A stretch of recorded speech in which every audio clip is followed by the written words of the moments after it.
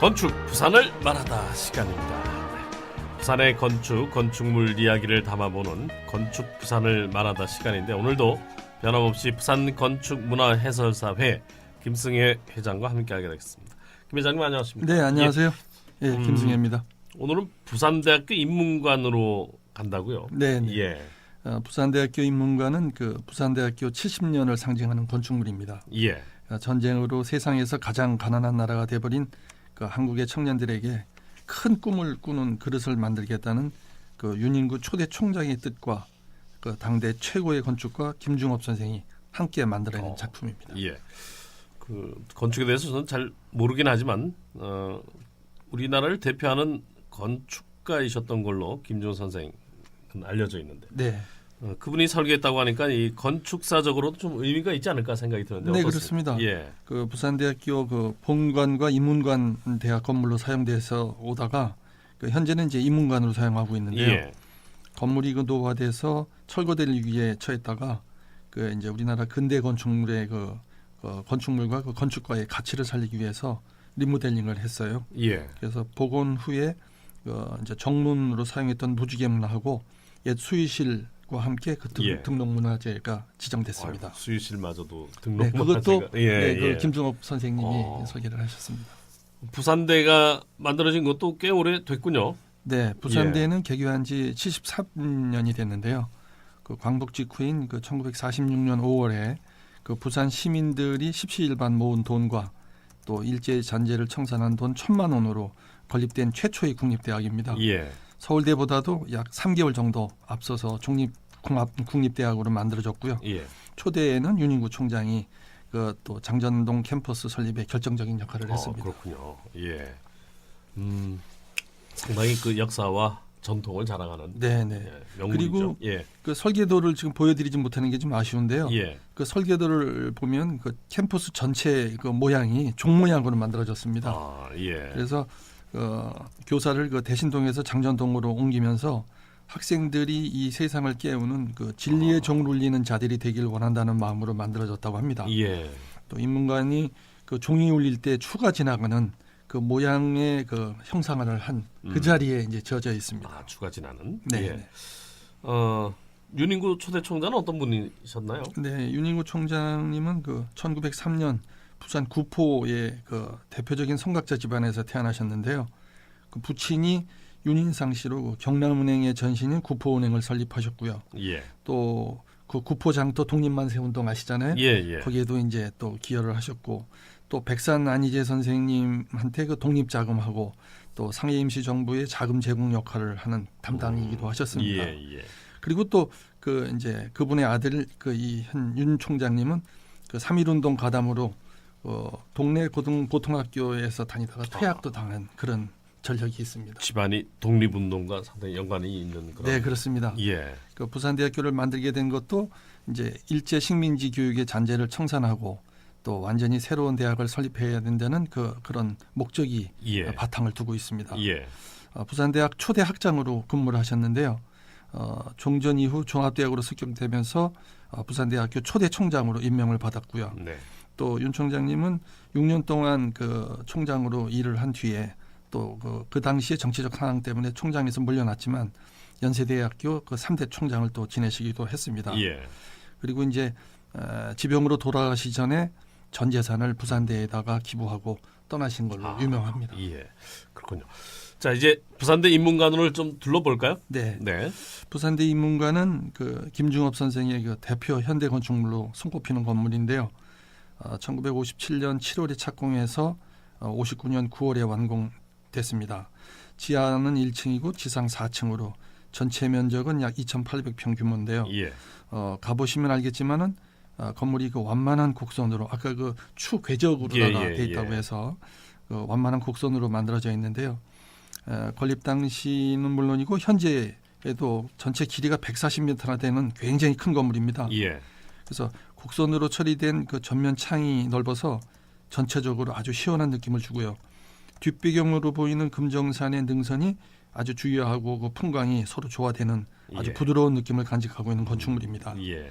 1층에는 그 기둥만 세우는 필로티 기법이라고 해서 요즘 아파트에 많이 적용하고 필로티. 있는. 예, 그건 네. 잘 알죠. 예. 그래서 지면이 벽으로 차단되지 않게 해서 기둥 사이로 금정산에서 불어오는 신선한 바람이 자유롭게 올 수 있게 하고 또 사람들도 통례하는데 편하게 만들어져 있습니다. 그 요즘 건축에 많이 쓰이는 공법들이 그 당시에도 쓰였군요. 네네. 예.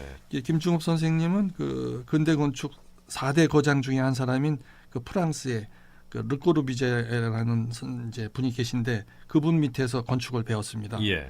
그래서 인문가는 그 김중업 선생이 귀국한 지 얼마 되지 않은 시점에 설계한 것이라서 그 르꼬르비제 건축 이념이 그대로 적용되었다고 할 수 있습니다. 예. 높은 층고와 또 중앙 계단실의 넓은 유리 이 창을 통해서 그 파노라마 경관처럼 이렇게 쫙 넓게 펴져 있고요. 예. 또 중앙홀 뒤편에는 모자이크 조립창이 이 건축물의 특징이라고 할 수 있습니다. 네. 그 당시로서는 글쎄요, 굉장히 크고 웅장하게 만들어진 거 아닌가요? 네. 예. 당시는 이 건물 짓는 것이 낭비라고 생각했기 때문에 갖게 해서 안 된다고 반대의 목소리가 굉장히 많았다고 합니다. 그 당시 우리나라 1인당 국민소득이 70불 정도였다고 하는데요. 경제적으로 어려움 때문에 그랬을 것 같습니다. 예. 하지만 윤희구 총장은 포기할 수가 없었는데요. 예. 나라가 제대로 되려면 교육을 잘해야 된다는 기본 정신을 갖고 계셨고요. 그래서 또 학교는 단순히 그 지식만 전달하는 것이 아니라 네. 용기를 심어주고 또 기상을 높여주어야 하고 또 이런 건물에서 기상을 닦아야 세계를 움켜쥘 수 있는 인재를 길러낼 수 있다 이렇게 예. 생각하신 겁니다. 요즘 뭐 학원에만 다녀야 되는 우리들 교육 생각으로는 많이 다르죠. 다를 수밖에 네, 없는. 예. 그 과정도 꽤나 힘들었던 것 같기도 하고 그렇습니다. 그렇죠. 그 당시에는 진짜 유리창 한 장 얻기도 힘든 때고 또 경제적으로 몹시 어렵고 힘들었을 것으로 추측이 됩니다. 또 그렇지만 그 당시 그 학교 다니는 그 수많은 학생들이 그 건축이 불가능할 것으로 생각되었는데 점차 이렇게 완성돼가는 걸 보면서 네. 또 그것을 보면서 어둠에서 또 이렇게 빛을 보게 되고 또 절망적으로 생각했던 것이 희망으로 바뀌게 된다는 되고. 것을 예. 깨닫게 됐습니다. 아, 예. 김중업 선생님에 대해서 잠깐 좀 말씀을 해주시죠. 예. 네, 김중업 선생님은 1922년 3월에 평양에서 태어나셨는데요. 평양 고등보통학교를 졸업하고 일본으로 1941년 건너가서 요코하마 고등공업학교를 수석으로 건축과를 수석으로 예. 졸업하게 되는데요. 졸업하고 나서 3년 동안 일본에서 가장 큰 그 건축 사무소에서 일을 하게 되십니다. 예. 그러다가 이제 해방 직전인 1944년에 귀국해서 48년부터 52년까지 서울대학교 건축과에서 조교수 일하시게 됩니다. 예. 잠깐 티뱅기급 정보를 하나 전해드리고 계속 이어가도록 하겠습니다. 지금 해운대로 올림픽 교차로에서 해운대 경찰서 쪽 방면인데요. 그 센텀역 앞 버스 관련된 대인 사고가 발생이 됐고요. 물론 대인 사고이기 때문에 주변에 좀 혼잡하고요. 교통경찰관이 지금 처리를 하고 있는 중입니다. 올림픽 교차로에서 해운대 경찰서, 그러니까 원동 동래 쪽 방면입니다. 한원식 통신원의 제보 고맙습니다. 자, 부산 건축을 말하다 시간입니다. 예. 글쎄요, 요코하마 대학을 졸업을 하고 서울대에서 학생들을 가르쳤군요. 네네. 예. 그 한국 전쟁 때 그 부산에 머무셨는데요. 김죽 선생이 1952년 9월에 유네스코 주최로 열린 그 베니스 세계 예술가 대회에 한국 대표로 참여하게 되는데요. 네.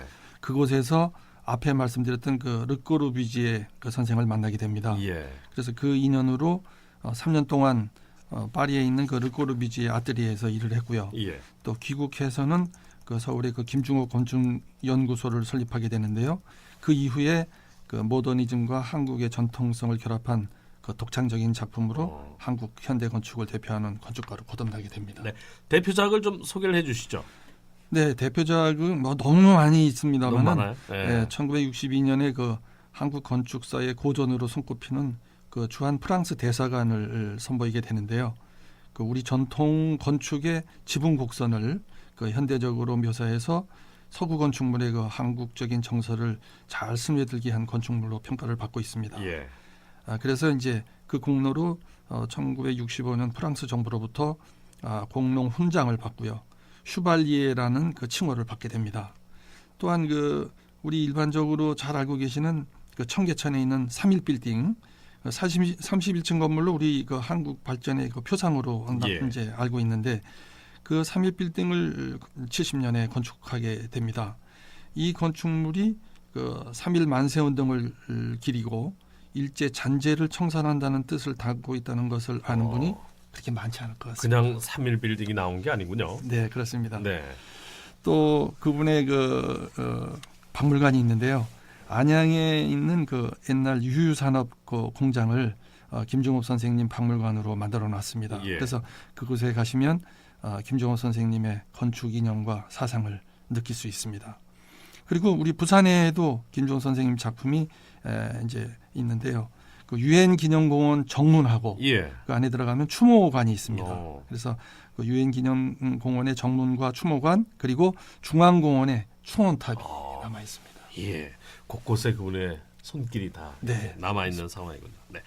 알겠습니다. 자, 오늘 건축 부산을 말하다 부산대학교 인문관에 대해서 여러 가지 이모저모 알아봤습니다. 지금까지 부산 건축 문화해설사회 김승혜 회장이었습니다. 오늘 말씀 고맙습니다. 네.